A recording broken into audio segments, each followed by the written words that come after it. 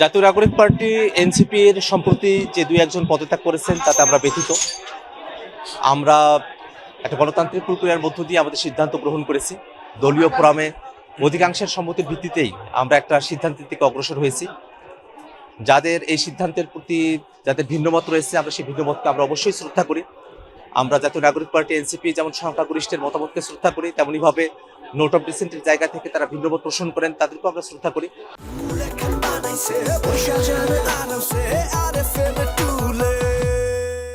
আল্লাহ রাব্বুল আলামিনের কাছে শুকরিয়া এবং বাংলাদেশের জনগণ, বিশেষত আমার কাউনিয়া পীরগাছার আপামর জনতা, তাদের কাছে কৃতজ্ঞতা।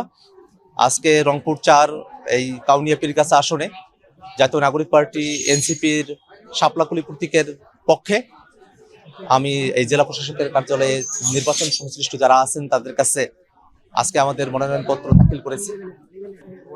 সারা দেশে মনোনয়নপত্র দাখিল করার আজকে একটা তুমুল আলোড়ন তৈরি হয়েছে, একটা উৎসবের আমেজ তৈরি হয়েছে এবং আমরা বাংলাদেশে সুষ্ঠু নির্বাচন অংশগ্রহণের জায়গা থেকে এবং বাংলাদেশের রাজনীতিতে শান্তিপূর্ণভাবে ক্ষমতা হস্তান্তরের যে সুন্দর একটা আবহাওয়া আমরা দেখতে চাই, তার একটা পরিবেশ এখন পর্যন্ত রংপুরে বিদ্যমান আছে।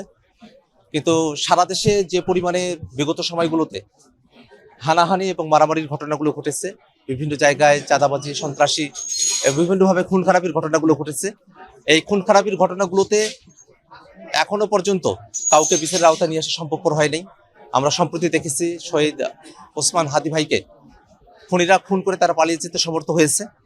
তারা দেশের ভিতরে বা ভারতে লুকিয়ে আছে এবং তাদেরকে এখনো পর্যন্ত গ্রেফতার করা সম্ভব হচ্ছে না। সেটা জনমনে এক ধরনের আশঙ্কার জায়গা তৈরি করেছে।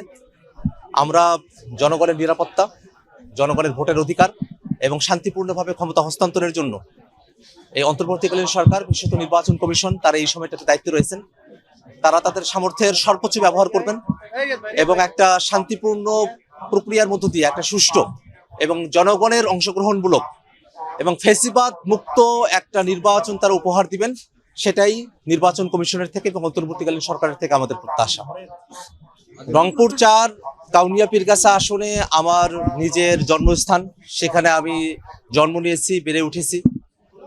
দীর্ঘ সময় ধরে এই অঞ্চলের মানুষের সঙ্গে একটা হৃদ্যতার সম্পর্কের মধ্য দিয়ে আমরা এই বয়সে উপনীত হয়েছি এবং অন্তর্বর্তীকালীন সরকার গঠনের সময় থেকেই আমি কাউনিয়া পীরগাছা এই আসনের প্রতিটি প্রান্তে যাওয়ার চেষ্টা করেছি। এই আসনের নানা বর্ণের মানুষেরা, হিন্দু, মুসলমান এবং এখানে ভিন্ন জাতিসত্তার কিছু মানুষও রয়েছেন, যারা মুরব্বী আছেন, যারা তরুণ আছেন, যারা নারীরা আছেন, সকল শ্রেণীর পেশার মানুষ, শিক্ষিত, স্বশিক্ষিত, কৃষক, শ্রমিক, মজুর, তাদের সকলের কাছে আমরা সবসময় ইতিবাচক একটা বার্তা পেয়েছি।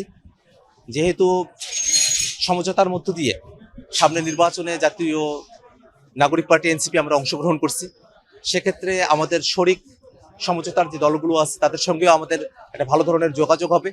সেটাও এই নির্বাচনী বৈতরণী পার হতে আমাদের জোটের বা সমঝোতার যেসব শরিক দলগুলো আছে তাদেরকে একটা ভালো ধরনের এই জায়গাটাতে ভালো ধরনের একটা সুযোগের জায়গা এবং ভালো ধরনের একটা সম্ভাবনার জায়গা তৈরি করবে বলে আমরা মনে করি।